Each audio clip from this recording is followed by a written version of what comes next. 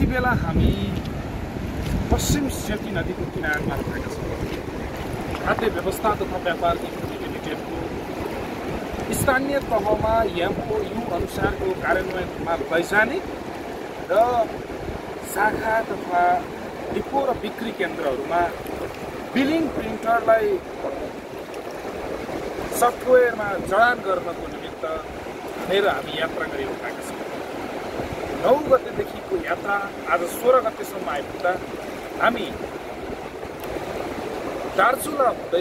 दार्चुलाबाट फर्किएर बझाङको यात्रामा छौँ र तपाईँले दृश्यमा देख्नुभएको यो स्थान लिएर आइसके पश्चात हामी चढेको मोटरको टायर पङ्चर भइसके पश्चात गुरुजीले चालकले त्यहाँ टायर मर्मत गर्दै हुनुहुन्छ र हामी यही अवसरमा यो सेती नदीको किनारमा बसेर मेरो आदरणीय राजु रमेश पन्तको साथमा यो भिडियो तयार गरिएको भएको छ।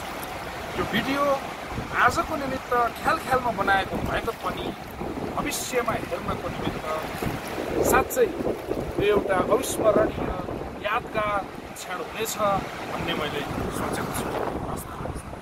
हस्, नमस्ते, धन्यवाद।